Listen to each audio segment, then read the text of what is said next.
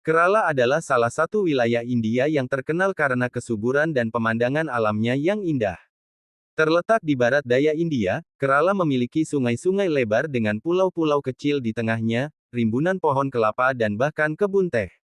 Walaupun begitu penuh dengan kekayaan alam, berdasarkan standar orang barat, Kerala tetaplah wilayah miskin yang mempunyai tingkat pengangguran tinggi.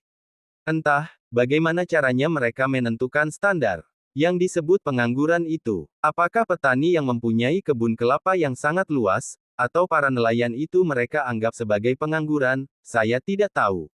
Pokoknya menurut orang barat, Kerala adalah wilayah yang tingkat penganggurannya tinggi. Tapi di balik kemiskinannya ini, ada ketenangan dan kebahagiaan pada penduduknya. Perlu Anda tahu, Kerala adalah salah satu wilayah India yang terdapat konsentrasi Muslim yang sangat besar. Kata Cheryl dan Billy Jamieson di dalam bukunya, Around the World in 80 Dinner, tentang salah satu desa di Kerala. Petik 1. Meskipun desa ini miskin menurut standar orang barat, sama sekali tidak ada tanda-tanda keputusasaan, kekumuhan atau kemiskinan seperti yang terlihat jelas di perkotaan. Tanah dan airnya tak henti-hentinya menyediakan makanan dan minuman. Pendidikan yang tersebar luas di Kerala juga menghasilkan tingkat melek huruf yang tinggi. Seperti yang dikatakan Junior, salah satu pemandu di Kerala, mereka hampir tidak memiliki uang, tapi sangat kaya dalam hal keluarga, budaya dan agama. Mereka hidup dengan sederhana dan bahagia. Sekian dari Cheryl dan Bill Jamieson. Bagaimana dengan Indonesia? Seharusnya lebih dari Kerala. Indonesia memiliki tanah subur yang lebih luas, perairan yang sangat jauh lebih luas dan tingkat melek dari buta huruf yang tidak kalah. Seharusnya penduduk Indonesia dapat hidup berbahagia walaupun dalam kesederhanaan karena tanah dan air tidak henti-hentinya memberikan makanan kepada kita. Bahkan kata Kusplus dulu, tongkat dan batu jadi tanaman. Allah Subhanahu wa Ta'ala telah melimpahkan kekayaan dan kemudahan untuk negeri ini. Seharusnya tidak ada tanda-tanda kekumuhan dan keputusasaan pada penduduk Indonesia. Begitulah sebenarnya keadaan ideal kebanyakan penduduk Indonesia, memiliki ketercukupan dalam pangan, sandang dan papan walaupun secara sederhana dan berbahagia dengan hal tersebut. Tapi bagaimana realita yang terjadi? Sejauh mata memandang terpampang kekumuhan dan keputusasaan. Terpampang di hadapan kita orang yang kelaparan, kurang gizi dan masih banyak lagi.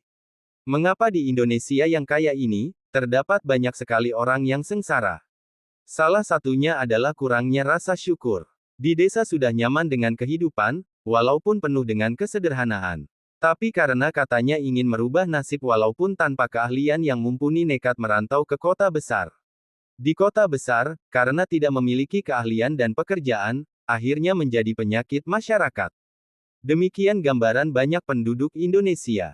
Selain itu, hal ini juga disebabkan oleh masalah kurang meratanya persebaran penduduk. Dengan pemerataan persebaran penduduk, diharapkan potensi tanah Indonesia bisa dioptimalkan. Yang pastinya, tanah dan air di Indonesia kalau dimanfaatkan secara optimal, dapat memberikan ketercukupan kepada penduduknya. Tanah yang subur dan air adalah kekayaan yang sebenarnya, yang lebih berharga daripada pabrik-pabrik, properti atau bahkan infrastruktur yang sehebat apapun. Apa hebatnya menjadi negara industri dengan infrastruktur yang bagus, akan tetapi beras, sayur dan buah-buahan harus mengimpor dari luar negeri. Yang kita sendiri sangat mampu untuk memproduksinya. Pembangunan dan industrialisasi memang penting.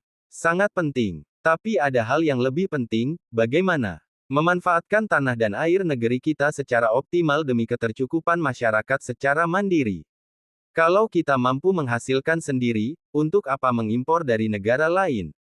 Ini bisa dimulai dari hal kecil, dari sekarang dan dari diri kita sendiri. Manfaatkan tanah yang kita miliki sebaik-baiknya. Tanamilah tanaman yang produktif.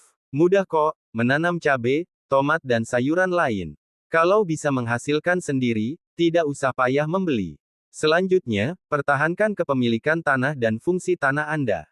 Sebesar apapun hasil penjualan tanah Anda, itu tidak ada apa-apanya dengan nilai investasi berupa kesuburan dan fungsi tanah itu beberapa tahun kemudian.